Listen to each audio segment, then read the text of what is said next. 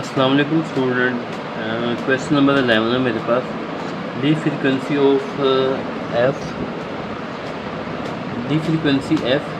Kilo hertz H K H Z का मतलब hertz को शो करता है, किलो मतलब के का मतलब किलो होता है। Of radio wave is inversely proportion to its wavelength lambda m. The frequency of a radio wave that has a wavelength. अच्छा जी, वेवलेंथ को लैम्डा कहते हैं, इसके लिए ये साइन यूज होता है। Of a 3000 metre is 1000 kilo hertz. Find the frequency of a radio wave that has a wavelength 500 metre. The wavelength of the radio wave that has a frequency of a 800 kilo hertz. अच्छा जी, यहाँ पे सबसे पहला जो मेरे पास relation क्या बनेगा, वो कहते हैं कि फ्रीक्वेंसी वो है इन्वर्सली प्रोपोर्शन किसकी है, वेवलेंथ लैम्डा की। तो यहाँ पे फ्रीक्वेंसी मैं लिख लेता हूँ, फ्रीक्वेंसी इन्वर्सली प्रोपोर्शन है लैम्डा की। ठीक, ये मैंने लिखना लैम्डा। प्रोपोर्शन के साइन को जब हम रिमूव करते हैं तो हम क्या लिखते हैं, के, और यहाँ पे क्या आ जाएगा 1 ओवर लैम्डा आ जाएगा। के जब 1 के साथ मल्टीप्लाई होगा तो यहाँ पे क्या आ जाएगा के, और यहाँ पे आ जाएगा लैम्डा। इसको क्वेश्चन नंबर 1 का नाम दिया। सही, यहाँ तक करने के बाद अब क्वेश्चन नंबर 1 में तक करने के बाद फिर वो क्या कह रहा है, कह रहा है वेवलेंथ की वैल्यू कितनी दी है, ये वेवलेंथ की वैल्यू है और ये वाली फ्रीक्वेंसी की वैल्यू है। तो मैं क्या करता हूँ, वे फ्रीक्वेंसी की जगह पे मैं फ्रीक्वेंसी की वैल्यू लिख लेता हूँ, वो है 1000 के वैसे, और इसकी जगह पे मैं उसकी वैल्यू लिख लेता हूँ। अच्छा, मैंने दोनों की वैल्यू लिख ली है। अब देखिए आप, 3000 जो है ना लैम्डा की वैल्यू है और ये फ्रीक्वेंसी की, ये इधर डिवाइड हो रही है, इधर जाके क्या हो जाएगी मल्टीप्लाई। तो जब ये दोनों वैल्यू मल्टीप्लाई होंगी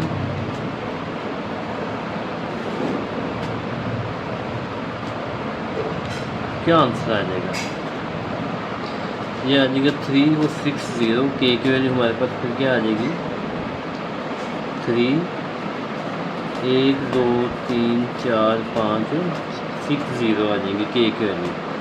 फिर हम क्या करते हैं, के की वैल्यू को क्वेश्चन नंबर 1 में प्लेस करते हैं, हमें अगर याद हो तो। फिर हम यहाँ पे लिख लेंगे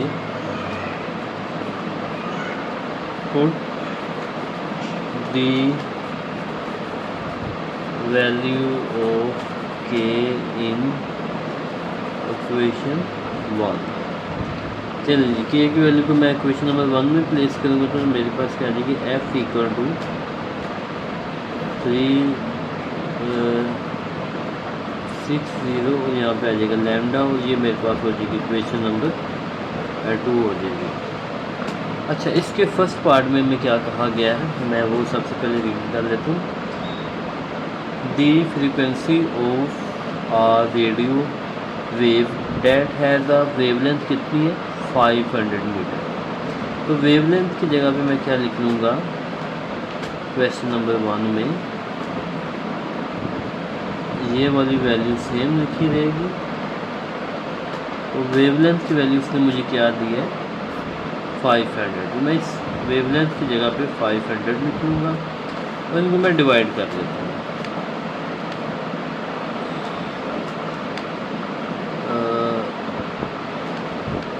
2 3 4 6 डिवाइडेड बाई 500। आंसर क्या मेरे पास आ जाएगा, इसका आंसर मेरे पास आ जाएगा 6 1 2 3। अच्छा, फ्रीक्वेंसी का मेरे पास ये आंसर आ जाएगा। सही, इसके बाद इसका जो क्वेश्चन नंबर 2 है, अच्छा यहाँ पे आंसर है इसका क्वेश्चन नंबर 2 जो है ना मैं यहाँ पे करता हूँ। क्वेश्चन नंबर 2 में उसने किसकी वैल्यू दी है, फ्रीक्वेंसी की वैल्यू उसने क्या दी है 800 किलो हर्ट्स दी है। तो मैंने वो भी क्वेश्चन नंबर 2 में प्लेस कर दिया।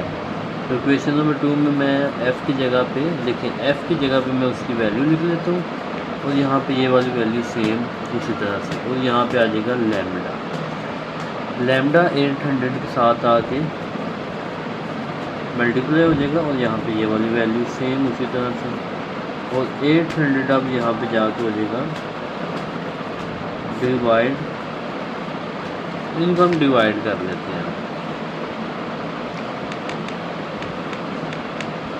डिवाइडेड बाय 800, तो मेरे पास आंसर आ जाएगा लैम्डा का 3750, ये मेरे पास लैम्डा का आंसर आ जाएगा। और यही क्वेश्चन नंबर हमारा 11 था।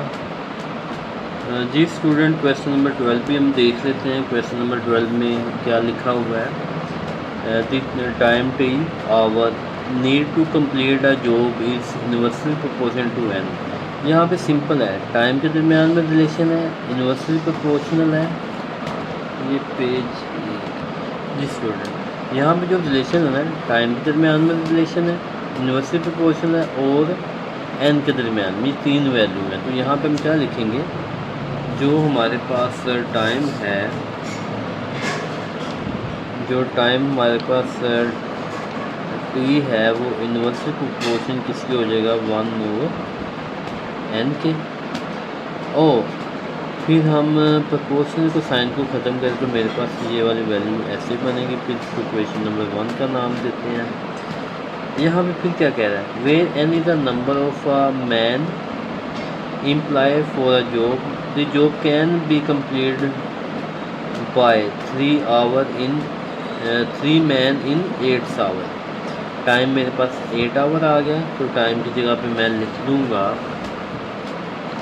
ठीक है, टाइम की जगह पे मैं लिख दूँगा 8 आवर, और यहाँ पे के और मैन मेरे पास कितने हैं, 3, तो यहाँ पे मैं लिख दूँगा 3 इधर जाके क्या हो जाएगा, मल्टीप्लाई, तो के की वैल्यू मेरे पास कितनी आ जाएगी, के की वैल्यू आ जाएगी 24। फिर हम क्या करते हैं, हम यहाँ पे लिखते हैं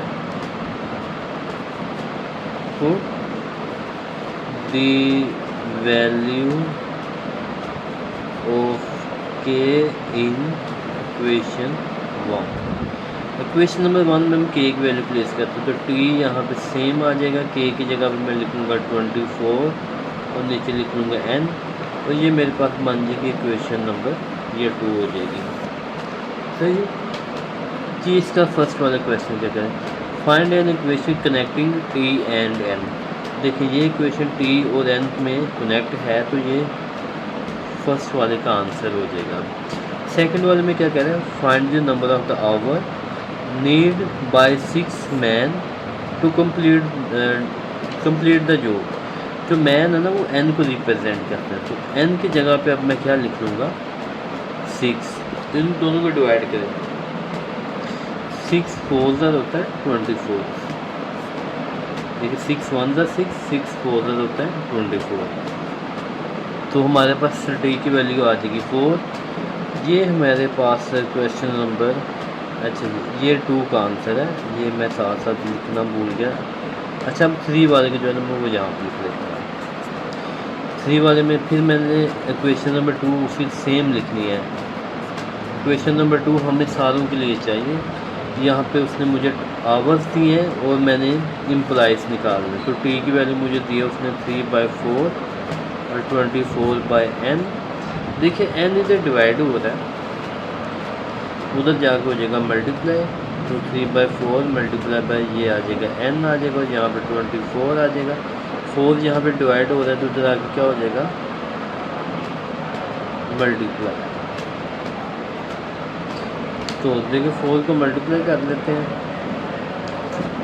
16 आ जाएगा और 8 और 96 आ जाएगा, और 3 जाके उधर क्या हो जाएगा डिवाइड, तो डिवाइड हो जाएगा, तो आंसर क्या आ जाएगा 3 3 9 और 3 2 6, तो n की वैल्यू कितनी आ जाएगी हमारे पास 32 आ जाएगी। तो बस हमने यही वैल्यू निकालनी थी।